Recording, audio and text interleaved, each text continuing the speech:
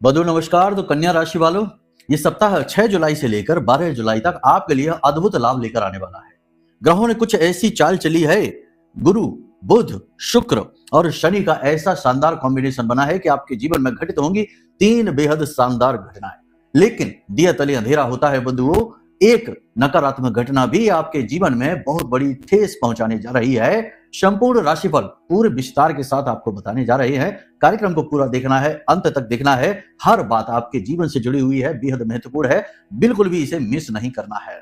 तो चलिए बंधुओं, कार्यक्रम को शुरू करते हैं। महामाई का नाम लेकर कमेंट में लिखिए, माई के दर्शन करते हुए जय मां बगलामुखी कृपा करो। साथ ही साथ ये भी लिखना कि हे महामाई, हम आपके बालक हैं, हमारा कल्याण करो।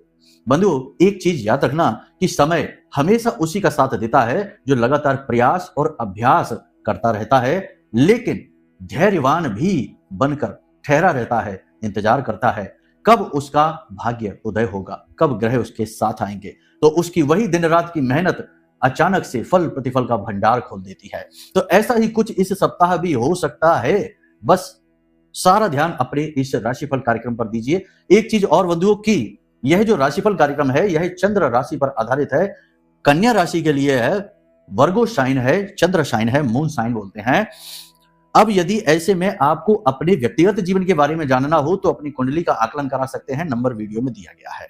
चलिए आप ध्यान दीजिए। यहां पर कन्या राशि, आपका राशि स्वामी है बुध। बुध आपका राशि स्वामी होकर बैठा हुआ है 10वें में। देखो 6 तारीख को नहीं, 7 तारीख को बुध का गोचर हो जाएगा, दशम में आपके आ जाएगा। अभी गुरु के साथ है, दशम में आपके आ जाएगा। तो दशम में सूर्य के साथ बैठकर बुध आदित्य राजयोग का निर्माण करेगा। यहाँ पर 10वें में बुध जब बैठता है तो इसे उड़ता हुआ सांप कहते हैं बंधुओं। यानी कहने का मतलब यह है कि ये आपको अद्भुत बुद्धिमान बनाएगा, ज्ञानवान बनाएगा, डिसीजन मेकिंग कैपेसिटी आपकी स्ट्रांग करेगा। और सप्ताह की शुरुआत से ही यानी 7 तारीख से ही यह आपके जीवन में आत्मविश्वास भरेगा, आपकी बातों में आकर्षण उत्पन्न करेगा, आपकी वाक शक्ति को प्रबल करेगा। बंधुओं, एक चीज और है यहाँ पर महत्वपूर्ण है, जरा इस पर ध्यान देना कि सप्ताह की शुरुआत आपकी थोड़ी सी ठंडी हो सकती है, मतलब कि थोड़ी निराशाजनक हो सकती है। कोई बुरी खबर आपको सुनने को मिल सकती है, क्योंकि यहाँ पर हम इग्नोर नहीं कर सकते। शनि चंद्र युति सप्ताह की शुरुआत में ही बनी हुई है। 6 और 7 तारीख को चंद्रमा शनि के साथ बैठा हुआ है, इसे हम इग्नोर नहीं कर सकते। यह विष दोष होता है और यहां से आपको सारी खबर मिलेगी। यानी कि सप्तम भाव जो विवाह का भाव है, पार्टनरशिप का भाव है, एग्रीमेंट का भाव है, करियर का स्टार्टिंग पॉइंट है। अगर आप कोई नया बिजनेस शुरू कर चुके हैं, यदि आपने नई नई नौकरी ज्वाइन की है, यदि आपने किसी भी कार्य का नया शुरुआत की है, तो ये समय शुरुआत का 6 और 7 तारीख का आपके लिए थोड़ा डिफिकल्ट हो सकता है। वैवाहिक जीवन में भी थोड़ा बहुत तनाव, थोड़ी बहुत नकारात्मकता, वैचारिक मतभेद आपको देखने को मिल सकता है, परंतु आप सारी चीजों को बहुत अच्छे से संभाल ले जाएंगे, क्योंकि आपका राशि स्वामी बहुत अच्छी स्थिति में है। साथ ही साथ गुरु आपके 11वें भाव में बैठा है। ये आपकी बुद्धिमानी को उस हद तक स्थिर करेगा कि आप बुरी से बुरी परिस्थिति को, नकारात्मकता को, बड़ी बुरी से बुरी झटके को भी आसानी से सह जाएंगे और सही निर्णय ले पाएंगे। राहु यहाँ आपके 6ठे भाव में बैठा है। यह तंत्र मंत्र को आपके जीवन में आकर्षित करेगा, शत्रुओं को बढ़ाएगा, कोर्ट कचहरी के मामलों में आपको फंसाएगा, लेकिन इन सब के बावजूद कहीं ना कहीं आपको मार्गदर्शन भी दिलाएगा, कहीं ना कहीं किसी ऐसे व्यक्ति से भी आपको मिलाएगा जिससे मिलकर आप अपनी तकलीफों से बाहर निकल पाएंगे। यानी कि आपके कॉन्टैक्ट बहुत अच्छे बनेंगे। एक चीज और है कि गुरु जब 11वें में बैठता है तो जातक की मीठा खाने की इच्छा होती है, यानी कि मीठे की क्रेविंग होती है। आपको हुई है कि नहीं, जरा कमेंट करके हमें बताना। शुरुआत से ही ऐसा होगा। अब शुक्र और केतु युति को जरा ध्यान से देखो। शुक्र केतु युति बन रही है आपके 12वें भाव में। 12वां भाव होता है आपके खर्चों का, इसे व्यय भाव कहते हैं। अब आप खर्चा क्या करते हैं, ध्यान से सुनो। पैसा तो सभी खर्चा करते हैं, सबको पता ही है। इमोशनल एक्सपेंसेस भी होते हैं, एनर्जी एक्सपेंसेस भी होती हैं, टाइम एक्सपेंसेस भी होते हैं। यानी आपने समय खर्च किया, किसी को अपना समय दिया, किसी को आपने प्रेम दिया, भावनात्मक लगाव दिया, अपना जुड़ाव दिया, तो ये सारे भी तो खर्चे ही हैं। तो यहाँ पर जब शुक्र के साथ केतु बैठता है तो ये कहीं ना कहीं इनमें रुकावट, अड़चन उत्पन्न करता है। ये पाप ग्रह योग है, 12वें भाव में बैठता है। कहने का मतलब ये है कि लोगों से आपको निराशा हाथ लगेगी, आप अनावश्यक दबाव, दूसरों की इच्छा पूर्ति करने का महसूस करेंगे। थोड़ी बहुत रिश्ते नातों से निराशा हाथ लगेगी। अपने ही लोग आपसे बुराई मानते हुए और पीठ के पीछे आपकी बुराई करते हुए देखे जा सकते हैं। ये चीजें जब आप देखेंगे, समझेंगे, सुनेंगे तो आपको बहुत बुरा लगेगा। आप बहुत ही भावुक इंसान है। देखो कन्या राशि जो होती है इसे लड़कपन की राशि कहा जाता है। ये बहुत इमोशनल होते हैं, आर्टिस्टिक नेचर के होते हैं, कला के प्रति आपका रुझान बहुत होता है और आपको हर काम को करने की जल्दबाजी रहती है। दूसरा कि आप लोगों से प्रभावित बड़ी जल्दी हो जाते हैं। तो इस समय पर जो राहु बैठा हुआ है छठे में, ये गलत लोगों की संगत में भी गलत लोगों को आपकी संगत में लेकर आएगा।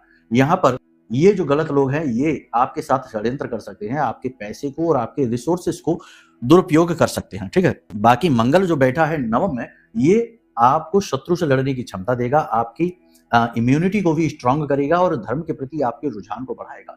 पूजा पाठ अनुष्ठान में आपकी रुचि बढ़ेगी, आप यात्रा पर भी जा सकते हैं। आपकी यात्रा प्रोफेशनल हो सकती है, काम से जुड़ी कोई यात्रा हो सकती है और ये यात्रा होगी 6-7 तारीख के बाद, यानी मध्य सप्ताह में आपकी यात्रा होगी और यात्रा फलित होगी, अच्छे परिणाम देने वाली होगी। निकट भविष्य में नौकरी करने वालों के पदोन्नति के प्रबल आसार दिखाई दे रहे हैं। साथ ही साथ कार्यस्थल पर मान सम्मान बढ़ना, उच्च अधिकारियों का पूरा सपोर्ट मिलना, क्योंकि सूर्य बैठे हैं दशम में, उच्च अधिकारियों का पूरा सपोर्ट मिलना और आपकी बुद्धि, विवेक और वाक शैली की तारीफ होना, ये सारे अच्छे संकेत हैं। कार्यस्थल पर भी आपके शत्रु, चुगली करने वाले आपके खिलाफ जरूर कोशिशें करेंगे लेकिन नाकामयाब रहेंगे। यहाँ पर कुछ चीजें हैं जो आपको फंसा सकती हैं। आपके द्वारा की गई पुरानी कोई गलती निकलकर बाहर आ सकती है जो आपकी छवि खराब कर सकती है। साथ ही साथ आप अनजाने में किसी से कुछ ऐसा कह सुन सकते हैं जिसका दुरुपयोग किया जा सकता है। तो थोड़ा संभल कर, केयरफुल होकर बात करें, इमोशन में बहकर जरूर से ज्यादा ना बोलें और अपनी सीमा, अपने दायरे को पहचानें। बस इतने से ही आप आगे बढ़ जाएंगे। बात करते हैं गुरु की, तो 11वीं में बैठा गुरु आपको लाभ दिलाएगा। बिजनेस व्यवसाय यदि आप करना चाहते हैं तो आपको लोन आसानी से मिल जाएगा, पैसा दिलाएगा, धन का आगमन होगा। पार्टनरशिप की ऑफर आपको मिलेंगे, थोड़ा सोच समझकर पार्टनरशिप करना। और जब पार्टनरशिप का ऑफर आए बिजनेस में तो आप अपने पार्टनर की कुंडली एक बार जरूर दिखवा लेना, पता लग जाएगा कि अंदर से वह क्या है। क्योंकि आज का जो समाज है, जो दुनिया है, यहाँ लोग कई नकाब लगाकर घूमते हैं, चेहरे के ऊपर चेहरा है, पता नहीं चल पाता, समय आने पर ही पता लगता है कि असल में यह कौन था। फिर कुछ बचता नहीं है जीवन में, सब कुछ तबाह हो जाता है, लुट-पिट जाता है। तो बेहतर ये होगा कि आप एक बार किसी के साथ यदि बिजनेस पार्टनरशिप में जा रहे हैं, जीवन में भी अगर किसी के साथ जीवन साथी की पार्टनरशिप यानी वैवाहिक बंधन में बंधने जा रहे हैं तो कुंडली का आकलन जरूर कराएं, ये आपके भविष्य के लिए बहुत अनिवार्य है। खैर, गुरु यहाँ पर अपनी दृष्टियों से भी आपको विशेष लाभ पहुंचाएंगे। जैसे गुरु की पंचम दृष्टि पड़ती है आपके तृतीय भाव में, ये धार्मिक यात्रा के प्रति आपके रुझान को बढ़ाएंगे। किसी गुरु से, किसी धार्मिक व्यक्ति से आपको मिलवाएंगे जो आपका पथ प्रदर्शक करेगा, धर्म के प्रति आपके रुझान, लगाव को और प्रबल करेगा। आप विशेष पूजा पाठ अनुष्ठान करते दिखाई दे रहे हैं, तीर्थ स्थलों की यात्रा करते दिखाई दे रहे हैं। यहाँ से सप्तम दृष्टि गुरु की पड़ रही है आपके पंचम भाव में, प्रेम का भाव है, तो यहाँ पर संतान का भी भाव है। ये तो प्रेमी जीवन में थोड़ी बहुत खींचतान हो सकती है लेकिन तालमेल आपका अच्छा रहेगा, कोई इसमें नकारात्मकता नहीं आएगी। एक दूसरे से प्रेम व्यवहार अच्छा होगा, एक दूसरे का साथ देंगे। संतान के प्रति थोड़ी सी चिंता आपको हो सकती है, संतान के भविष्य को लेकर, संतान का रवैया, संतान का इस समय का व्यवहार आपको थोड़ा सा विचलित, परेशान कर सकता है, टेंशन हो सकती है। लेकिन आप मन ही मन ये भी जानते हैं कि आप जो टेंशन ले रहे हैं वह इतनी ज्यादा आवश्यक भी नहीं है। आपकी संतान पथभ्रष्ट नहीं है, बस समय का खेल है, थोड़ा सा पिछड़ रही है।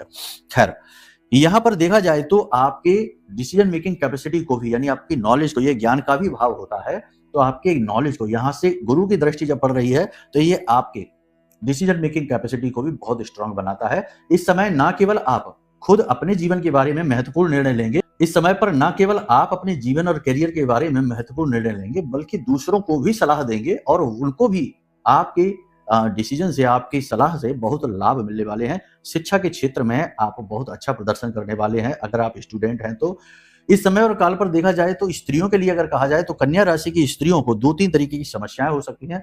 पहली चीज कि मन में धर्म का भाव जगेगा, पूजा पाठ अनुष्ठान तो करेंगे लेकिन कहीं ना कहीं निराशा, हताशा मन में थोड़ा सा इसका भाव उत्पन्न होगा, क्योंकि यहाँ से शनि की और चंद्रमा की मिली जुली दृष्टि लगन पर शुरुआत में ही पड़ रही है, तो ये निराशा कारक होगी स्त्रियों के लिए, पुरुषों के लिए नहीं। ठीक है, क्योंकि चंद्रमा एक स्त्री ग्रह है।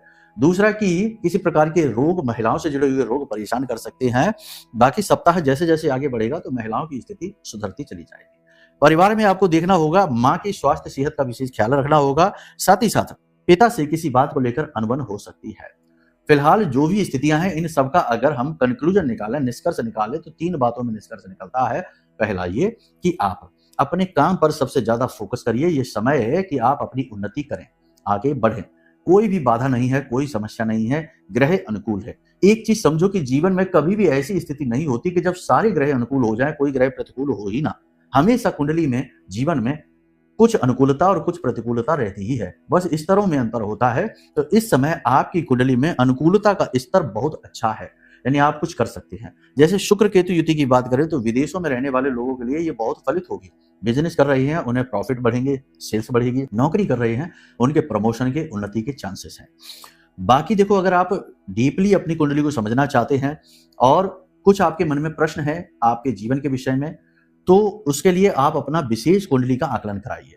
ये गोचर से काम नहीं चलने वाला। वीडियो में दिए गए नंबरों पर आप फोन करिए, आपकी कुंडली का हम श्रेष्ठतम बारीकी से आकलन करके दे देंगे। जो भी जरूरी उपाय, क्रियाएं, समाधान है आपकी कुंडली के अनुसार जो बनते हैं वो आपको बता देंगे और आप रिजल्ट कुछ ही दिनों में महसूस करेंगे। खैर, अब देखिए, यहाँ पर हमने कहा था 3 तरीके से समराइज, तो अपने जीवन, अपने कैरियर पर फोकस करिए, ये सबसे महत्वपूर्ण है। दूसरा, इमोशनली अपने आप को आप स्ट्रांग रखिए, क्योंकि कुछ लोग आपकी भावनाओं और अच्छाई का लाभ उठाने की कोशिश करेंगे। तीसरा, अपने पैसे को संभाल कर रखिए, क्योंकि राहु बैठा है छठे में, ये पैसे के अचानक से लॉसेस करा सकता है, अचानक से आपका पैसा खर्च हो सकता है। एक और बोनस आपको बता देते हैं कि अपने वासनाओं पर, जरूरतों पर, इंद्रियों पर नियंत्रण रखिए। गलत प्रेम संबंधों में या गलत लोगों के संपर्क में आप आ सकते हैं, जिससे आपका भारी नुकसान आने वाले समय में हो सकता है। तो ये सारी बातें आपने समझी। अब समझिए उपाय और क्रियाएं। देखो, बुध है आपके राशि के स्वामी, बैठे हैं अच्छी स्थिति में, लंबे समय तक अभी बैठेंगे, दशम में बैठेंगे। फिलहाल 16 तारीख तक तो सूर्य के साथ युति में है। तो आपको फिलहाल ये करना है कि भगवान गणपति के मंदिर में जाइए, बुधवार, गुरुवार और शुक्रवार 3 दिन के लिए जाइए और भगवान के सामने जो प्रसाद है वो तो उन्हें अर्पित करिए ही, मोदक वगैरह। एक दीपक जलाइए जो नारियल के तेल से बने, और नारियल के तेल से बने हुए दीपक को कम से कम 24 मिनट, 1 घड़ी तक आप वहां जलने छोड़ दीजिए और वहीं पर बैठकर भगवान गणेश का जो भी मंत्र आपको आता है उस मंत्र का आप उच्चारण करिए। दूसरा, कि अगर आप निगेटिविटी फील करते हैं, तंत्र मंत्र बंधन है या किसी प्रकार की कोई बाधा महसूस करते हैं, तो आप चाहें तो महाअनुष्ठान में भी भाग ले सकते हैं। 15 तारीख से गुप्त नवरात्रि प्रारंभ हो रही है और हम महाअनुष्ठान का आयोजन करते हैं, हर नवरात्रि में करते हैं, हमारा तो ये कर्म है। तो आप चाहें तो देवी की क्रिया, देवी की शक्ति का अनुभव कर सकते हैं, जीवन में हर प्रकार की निगेटिविटी से मुक्ति हासिल कर सकते हैं इस महाअनुष्ठान में भाग लेकर। कैसे भाग लेंगे, क्या नियम रहेंगे, क्या विधान रहेंगे, सब कुछ आपको बताएंगे जब आप फोन करेंगे। तो वीडियो में जो नंबर है फोन कर लेना, संपूर्ण मार्गदर्शन आपका हो जाएगा। तो चलिए आज के इस कार्यक्रम को यहीं विराम देते हैं। प्रेम से बोलिए जय माई की, जय मां बगलामुखी। जय माई की। बंधुओं, ज्योतिष और तंत्र विद्या के क्षेत्र में आचार्य अमित एक जाना माना नाम है। पूज्य गुरुदेव के साधनाओं और ज्योतिष विद्या के अनुभव बेहद दिव्य है। जी हाँ, पूज्य गुरुदेव ने जिसकी भी कुंडली का विश्लेषण किया और कुंडली के अनुसार उसे सटीक उपाय व महामाई माँ बगलामुखी की विशेष कृपा दी, उसके जीवन में सकारात्मक बदलाव तो आ ही है। फिर चाहे समस्या कितनी ही कठिन क्यों ना हो, समाधान तो अवश्य हुआ है। अब ऐसे में यदि आप भी अपने जीवन की किसी बड़ी समस्या से जूझ रहे हैं, जैसे कि कर्जा बढ़ता ही जा रहा है, काम धंधा और व्यापार सब रुक चुका है, रिश्ते नातों में तनाव हद से ज्यादा बढ़ गया है, पूरा जीवन ही नकारात्मकताओं से भर गया है, तो ऐसे में यही सही समय है जब आप श्रेष्ठ गुरु से मार्गदर्शन प्राप्त करें और जीवन के अंधकार को समाप्त कर दिव्य प्रकाश की ओर कदम बढ़ाएं। वीडियो में दिए गए नंबरों पर तुरंत संपर्क करिए और अपनी कुंडली का विश्लेषण व समाधान पूज्य गुरुदेव के द्वारा करवा लीजिए। देर ना करें, आपके देवी देवताओं के आशीर्वाद से ये मौका खुद चलकर आपके पास आया है, इसे गंवाना नहीं है। अभी फोन करें और गुरुदेव से मार्गदर्शन प्राप्त करें। महामाई आपका कल्याण करें। धन्यवाद।